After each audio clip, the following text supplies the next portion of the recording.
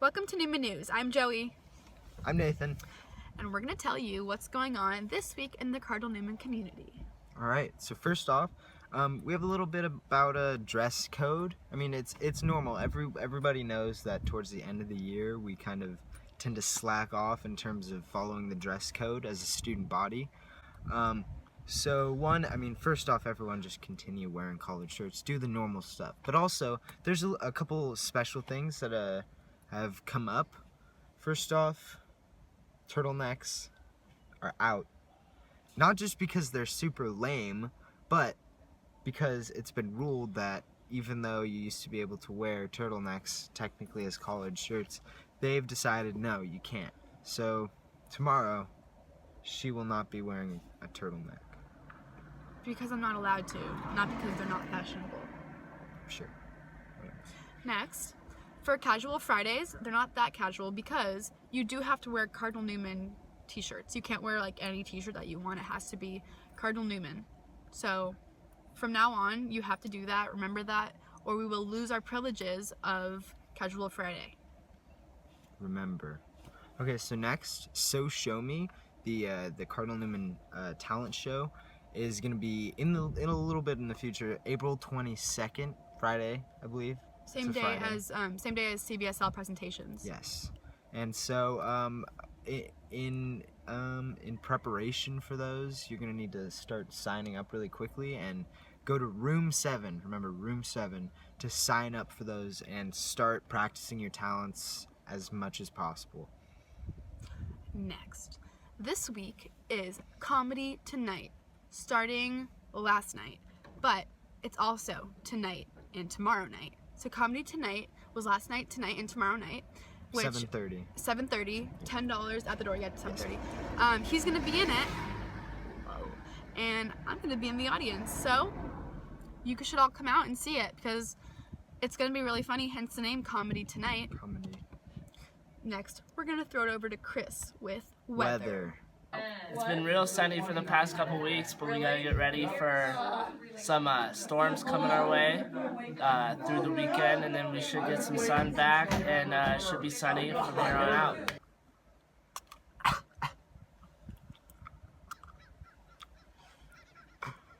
Thanks, Chris. Now we're gonna throw it to Trevin. The funnest segment ever. Fun With facts.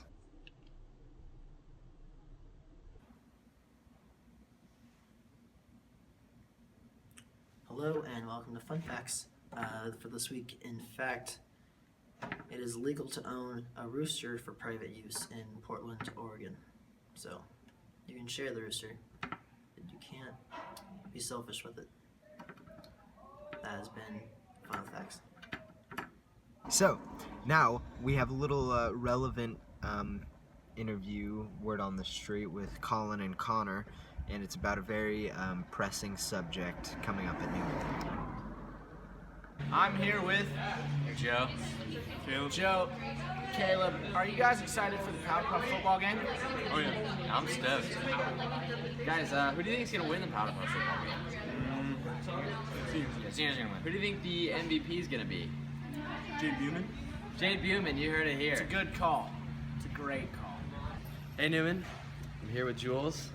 Jules, are you excited for the Powder Puff football game? Heck yeah, I am. That's great. Who do you think's gonna win? I mean, that's a toughie.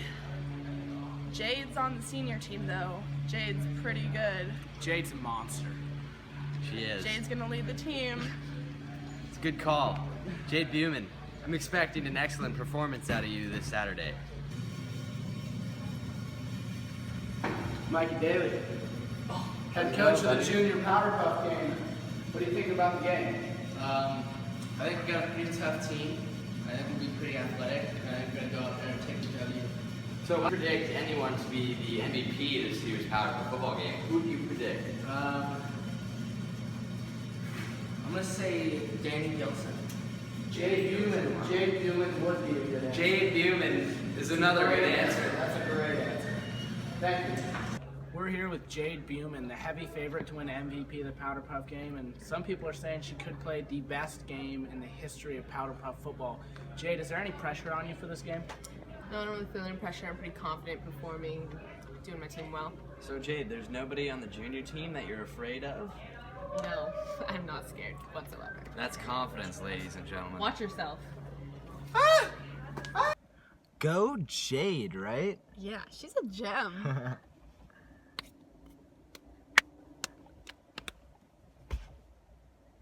Now, we have an extremely serious segment with Reed.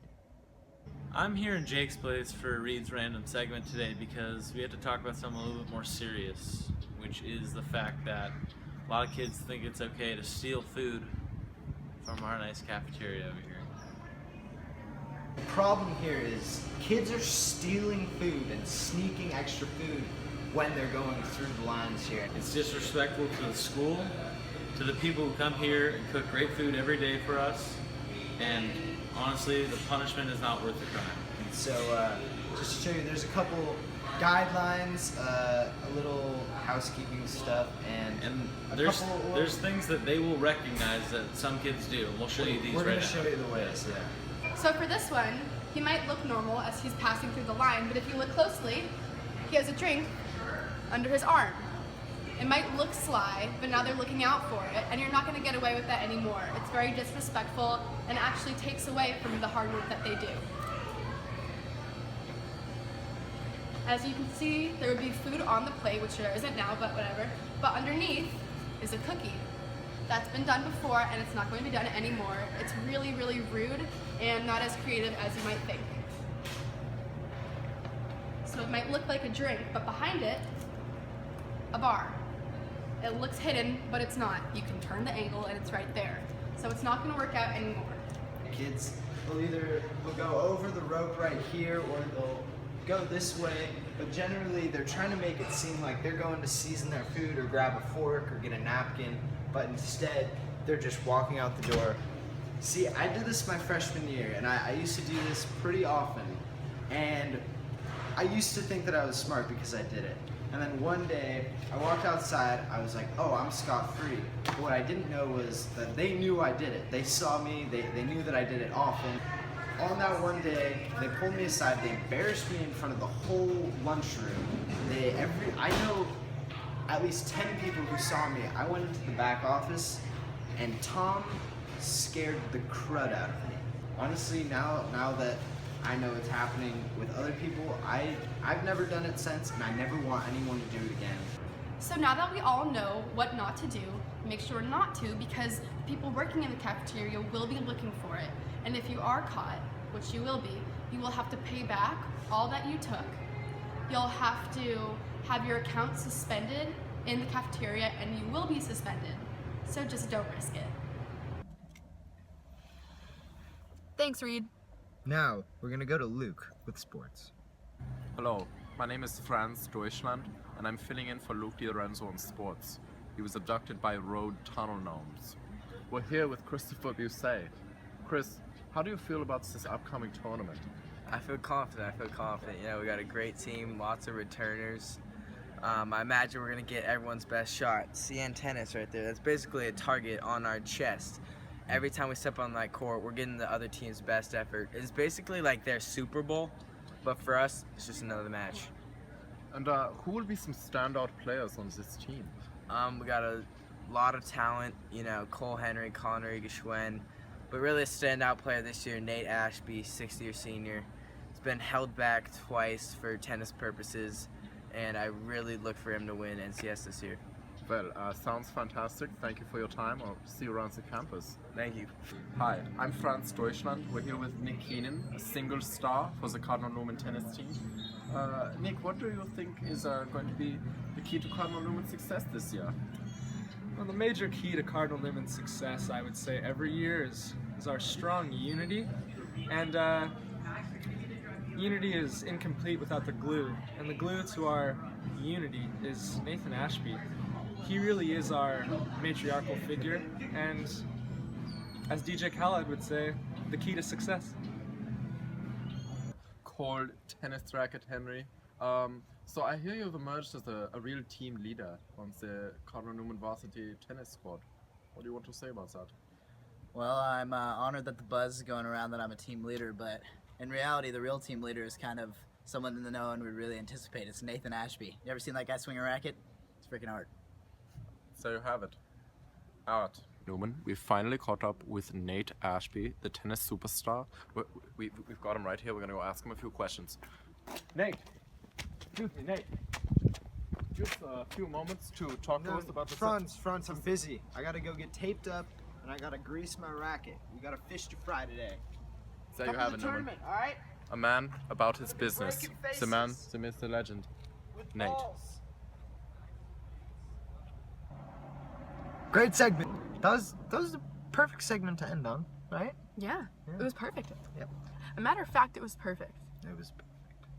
That's all for this week's episode of Newman News. I'm Joey. I'm Eric. Nate,